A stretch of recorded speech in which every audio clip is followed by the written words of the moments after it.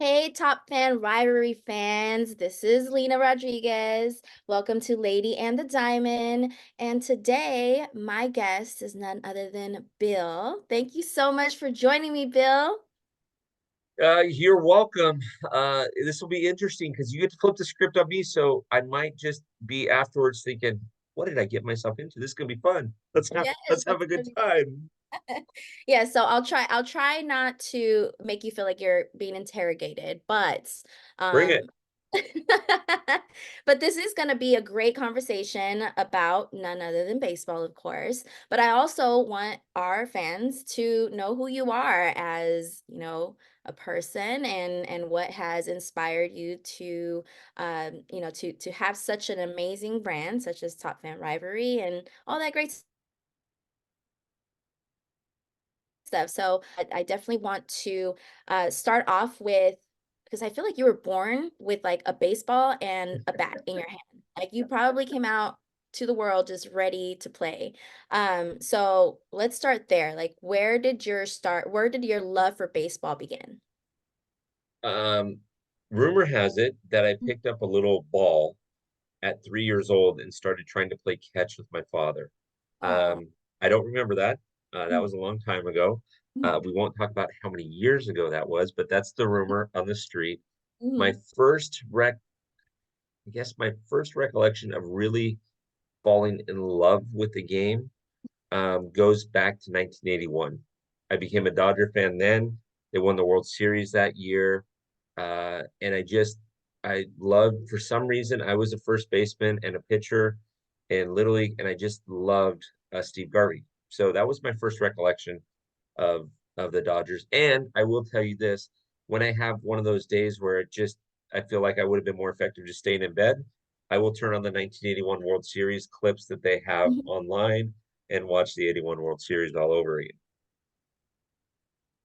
You know what? I've actually have heard it's very soothing to rewatch things that I've already watched. You already know what the ending is. It's just one of those things that kind of soothes you to, calm your mind, and it's actually a healthy thing. So it's not a bad thing at all.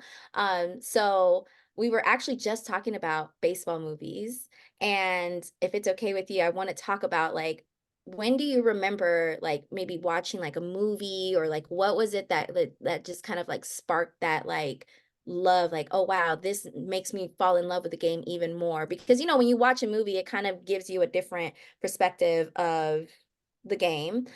So is there like a specific movie or something that just kind of like made you fall in love more? Yeah. This is a great question. I love this. By the way, for everybody listening to this, I didn't get a copy of these ahead of time, so I'm so super impressed with what Lena's doing. I could do this all night. Um, so the 80s had a lot of really, really, really good baseball movies. Eight Men Out, Bull Hmm. Durham, League of Their Own. Well, actually, League of Their Own was in the 90s. Major League, um, Field of Dreams. There was a lot of baseball movies. The Natural. I can remember, believe it or not, going to see The Natural in a drive-in movie theater with my mom and stepdad, Hmm. and it was one of those late movies where I didn't think I was going to stay up for it, because drive-ins you have to wait till it gets dark and everything. And I stayed up and watched the whole thing. That for me is very, very, very um, how do I say it? Nostalgic. Hmm. So The Natural and Field of Dreams are very nostalgic movies for me. Very, Hmm. very nostalgic movies for me. Hmm. But I remember watching with my baseball team, watching Major League every year when baseball season would come around. We'd watch Major League. Probably shouldn't have because there's a lot of language in it, and we were kids. Probably should not have watched Bull Durham either, as a 13-year-old. But hey, whatever. Hmm. We could relate to it because there were funny things that were happening, the same things that we would do on the field that were happening to us. So, Yeah, yeah. I think for me, honestly, it was Sandlot. So this is obviously like in the 90s, but yeah. watching The Sandlot, I think it just made me not just fall in love with baseball itself, but it just kind of makes you realize how you you build like these friendships, these genuine friendships when you play sports. I know for me, it has shaped me in so many ways, like playing sports of like it just it helps me with my mindset. It helps me, just understand like the reward after working so hard. But yes, it's always about like the friendships that you form when you play sport in on a sports team. But yeah, that's basically like what Sandlot was for me. So it's funny that you mentioned Sandlot It's because just that remind gr build like lifetime. yes, yeah, exactly. It's funny that you mentioned Sandlot because I grew up, people don't remember this that are not our age, but I worked at Blockbuster Video in high school. And I Ah, had a friend of mine who looked yeah. exactly, he was 17 years old or 18 years old at the time, but he looked exactly like Squints Polidorus. And Oh, so we nicknamed him Squints. And so that's every awesome. year I also watched that movie. That movie's fantastic. Squints and Winnie Peppercorn, right? Yep. You Yep. have to love that pool scene where Squints just fools Windy and thinks that she's drowning, but the friendships and the camaraderie with the guys, it's just fantastic. Fantastic. Yes. Well, I love the fact that we share this love for movies, specifically like Mhm. baseball movies, because it is definitely a great childhood memory. But let's shift over to adulthood. So now, Okay. as an adult, I'm sure at this point, let's just say, I don't know, maybe you're like 18, you're let's just say you're in college. So was fan and at that point like were you like going to all the Dodgers games like where were you at in your I guess your love for the Dodgers at that point in your life? So um, it's funny that you asked that question because I lived in Orange County, huge Dodger fan, even though so back when I was in high school, we'll Mhm, backtrack a couple of years. Back when I was in high school, the Angels used to have their getaway days on Wednesdays. So mhm, the travel days used to be they played team Monday, Tuesday, Wednesday, and then when they were going to fly, they would fly that afternoon. Well, the mhm, Angels used to have dollar tickets. So if we didn't have, we had games on Thursdays and I'm sorry, Tuesdays and Fridays. And if we mhm, won on Tuesday and we had kind of a weaker team on Friday, our coach would give us Wednesday off. So mhm, all of us didn't have what they call fifth period, and sixth period was baseball. So we were all out of school by 11:30. We'd go over to Anaheim Stadium for $1, sit in the nosebleeds. By the end of the game, we were down on the field level. Um, but when it came to college, yes. I I still probably even in college and even at the busiest times of my life, I probably still attend, I don't know, 15 to 30 games a season between the Wow. Angels and Dodgers. Yeah, Yeah, yeah, that's okay. yeah. So that's I don't know if that answers your question or not. Yeah, of course. No, I always like to ask, like, because I know as an adult, now you have your own money. Now you're able to, pay for your own tickets. Now, now you can drive yourself to the games. So I was just curious, like, I know for me personally, once I could go to the games, I said, like, I'll get those last minute tickets that are cheaper just so I can say I was Yeah. at the game. Yes, those are my Yeah. favorite ones to get because sometimes, don't get me wrong, I'm a fan, but I'm also not going to break the bank just to enjoy a good game. Well, see, and where you grew up and where I grew up, we were Mhm, separated by give or take 20 miles. For those of you that, and I'm not going to air out where we both grew up, but we were separated by about 20 miles. You were 20 miles closer to the stadium than I was. So when I would go to the stadium, even as an adult, mhm, right, that's a commitment, okay? Because where I grew up and in college years, where I was living mhm, in college, it was doorstep to doorstep, only about 46 miles to the stadium.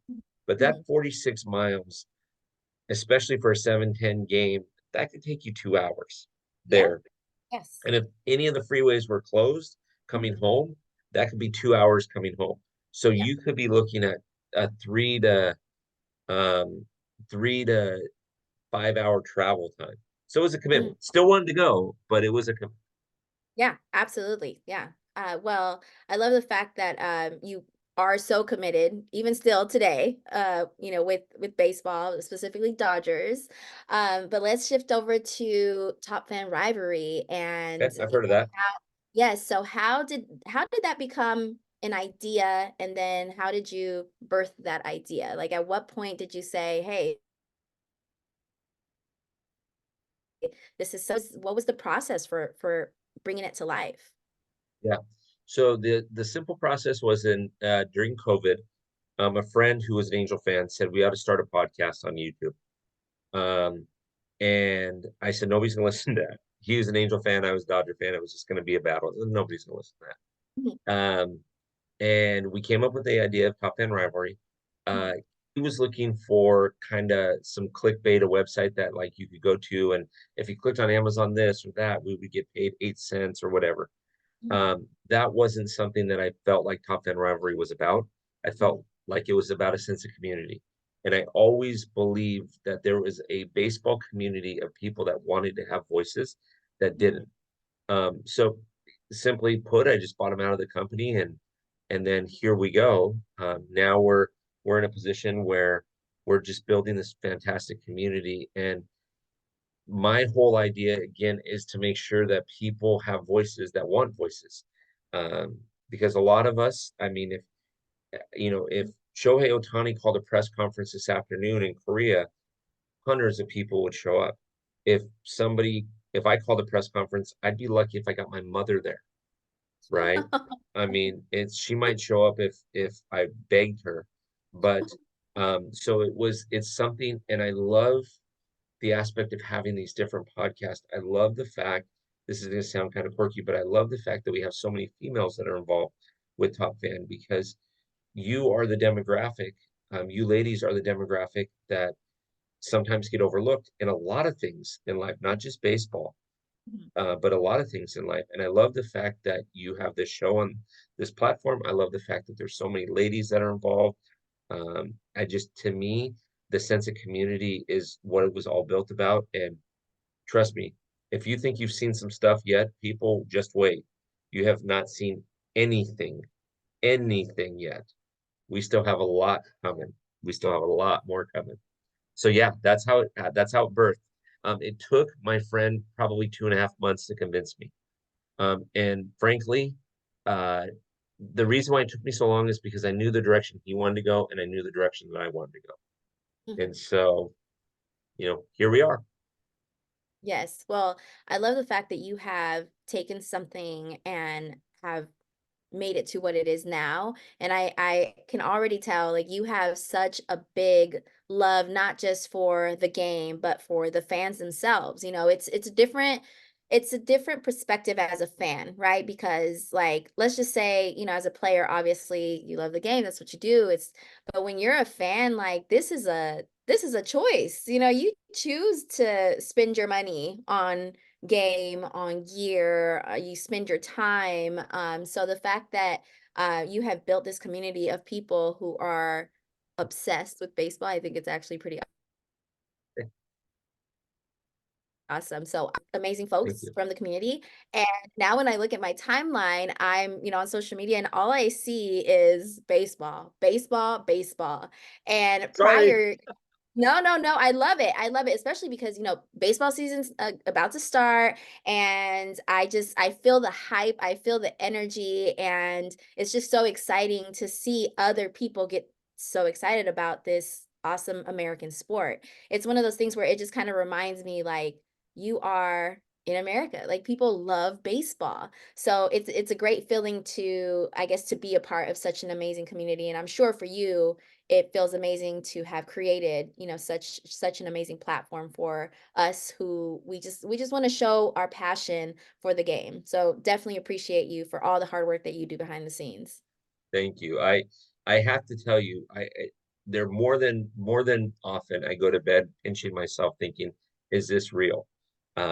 Because we had our fan fest in Las Vegas and we had a certain number of people at Fan Fest, which was great, and we had so much fun. But now we're doing this event and we're going to do a get together in Houston. And what's strange is the number that were allowed for the space Mhm. is almost what we had at FanFest, and we're actually toning it back. We're trying to tell people, okay, we only have this much space, which is great. So I have to pinch myself a lot, which I'm hoping that you're going to be down there in Houston on the 13th. We'll have to talk about that once we have all the details. Yes, yes, yes. I definitely have to make it. It's one of those things where I just want to experience what it's like to actually be there. Obviously, we kicked off Lady in the Diamond with some great women that love the sport. So it'll be nice to obviously connect with everyone there, but also, connect with other fans. I think it's great to experience other stadiums. As I mentioned, I was just in Chicago, and as I'm driving by, I'm like, "Oh, I know they play great baseball in there." Like, I know those games are awesome. So it's more, as I mentioned before, yes, I'm a Dodgers fan through and through, but I am all for just enjoying a good game, and I love sports. So I'm definitely looking forward to coming down to Houston and eating some good food. Houston has Yeah. some amazing food. Well, yeah, and not only that, but you're gonna pass by like three Buc-ee's. So how could you not stop at a Buc-ee's, right? Get yourself some beaver nuggets. I mean, come on, you got all kinds of options. Yes. You speak about Bucky so much that I'm like, I don't know how I've just never heard of it prior to you. I didn't even know what it was. Yeah. So it must be good. It must be good. I'm gonna trust It's your judgment on it's that. fantastic. Beaver nuggets. That's all I gotta say. Go get beaver nuggets. You're good. Yes, I never in my life would have thought about beaver anything, but I'll try it. I'll try it just to give you like my Yelp review, and let you know how I feel Please, about it. please do. It'd be awesome. Awesome. Yes. Well, as I mentioned, I definitely see the love that you have for Top Fan Rivalry, and I know all the hard work that you put behind it. So let's fast forward, the next 5 years. Where do you see Top Fan Rivalry? Where don't I see top fan rivalry? This year we were blessed enough to be able to become a corporate partner with the Mm, Sugarland Space Cowboys, who's a AAA team for the Houston Astros. We look forward to expanding that platform to several other teams in several other communities. I would love to be in a different city every week if it were possible during baseball season.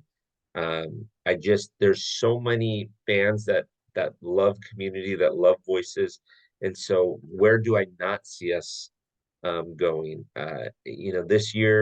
Just this year alone, I know we're going to be in obviously San Diego, LA, and Orange County, in Anaheim, but we're also in Houston, we're in Philly, we're in New York. I think we're in Chicago. I know we're in Chicago, and I think we're in Cincinnati, Kansas City, and St. Louis, I think. Yeah. So if that's not enough travel, oh, in Oakland wow. and in San Francisco. So yeah, Yeah. I look forward to the company growing. I look forward to giving more people more voices and more opportunity. I look forward to the opportunity going forward for people to enjoy speaking with one another and getting to know each other. And like you Mhm, said, after you did after you did your first interview with mhm, me and we mhm. posted it, what happened to your Instagram page? Did you get a follower or two from that? Oh, I got tons of followers, and, obviously, I'm not doing this for that, but it is Right. so nice to get embraced by the community, because sometimes, when you're stepping into a new you're like the new kid in the class, so it's one of those, like, nerve-wracking, like, "I hope they accept me," like, we're grown adults, and I get it, you're not supposed to care what people think, but I do genuinely feel accepted and welcomed, and it's just such a nice feeling to, go somewhere where you're recognized not just for um your talent, because obviously from our first interaction you were so quick to recognize that she talks a lot. She might be able to hold a conversation, and have her own show. So thank you so much for believing in me and giving me such a huge opportunity. I'm not sure if we've mentioned this before, but right before you had reached out to me, I had it on my vision board that I wanted to host a sports show. And maybe, I don't know, a few weeks after that, that's when you reached out to me. So I truly believe that this was all alignment, and I'm just so grateful that everything has unfolded as it has, and just the fact that you give me so much responsibility. I'm like, you trust me that much? Like you're letting me, first of all, you're trusting me to interview you without like giving you any questions prior. So thank you so much No for problem. trusting me with that. Yes, that is a huge honor on my end. But I love what you've done with the community. I do strongly believe that and what you have already. So I can see the vision, and of course, however I can play my part, I'm more than happy to.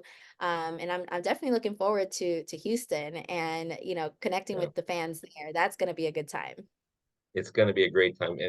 And honestly, Lena, I do. I mean, I think we're on interview. I don't know, 55 or 56, 57, something like that today. Mhm, Um, uh, I've probably done 300 or 400 of these interviews with Top Fan, and I always look for different things and different people and how to try to make sure that we highlight their strengths. And I got to tell you, within 10 minutes of me talking to you, I think even before we started recording, I mhm, felt like you were the gal for to lead one of the women's shows for Top Fan. And it was when you had told me that, you did tell me that offline, that it was on your vision board.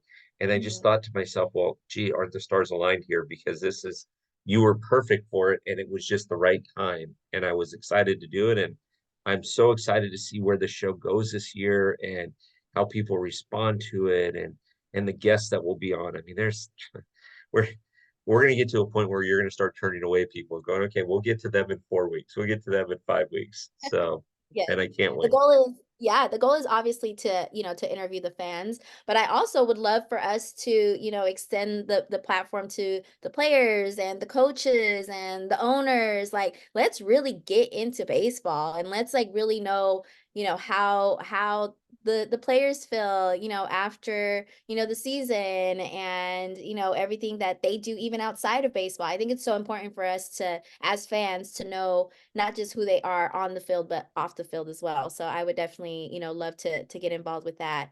I do a lot of community work, and I know that a lot of teams they do the same. So anyway, I feel like Top Fan Rivalry can be involved, even if they're just let me know when and where, and I'm there. Perfect. I love it. I love it. I love it. Well, thank you so much for joining me tonight. I truly appreciate your time and again, just entrusting me with, with the show and your vision. So next week we will definitely be back with more guests. But More I do guests. want to highlight, everything, all your hard work, everything you do. You are so deserving of all the great things that life has to offer you. So we're definitely going to be working together, continue to work together. So this is not the last time y'all are going to hear us, Yeah. join forces. But thank you so much for joining us Yeah. today. Thank you for listening, and make sure that you catch previous episodes in the locker room. You can use my code, Lina. That's capital Lina. And is there anything else you want to add before we go? No, I mean, Lena, I appreciate you letting me do this. I'm not, I know it sounds super weird, but I'm not the one that likes to talk about myself, but I loved how you handled this and you wanted to tell a story, which was great. And so I appreciate that because I got to be honest with you. I don't know. I'd have to go back maybe a little bit, but I don't think anybody's done this with me at least in the last year, which is great. So this is fantastic. And for those of you that fell asleep driving, listening to this, my bad. I'll try to be more entertaining next time, tell you a few jokes or something. But but yeah, no, thank you for the opportunity. For those of you, Lena's code gets you 10%. Go use it. I mean, just come on. Like go get you some geared up. We have stuff. In fact, Lena, you have a package coming your way that should be Oh, there sometime this week. Yeah. And I'm excited for you to get that. I'm excited to see you in Houston. yes. Um, it's going to be a lot of fun. So, Top Fan Rivalry followers, pay attention to this lady. Her star is on the rise. I have brought down her show just a little bit today, but her star is on the rise. We'll do better next week. Thank you so much for joining us, and we'll be back next week. Sounds good. See you then.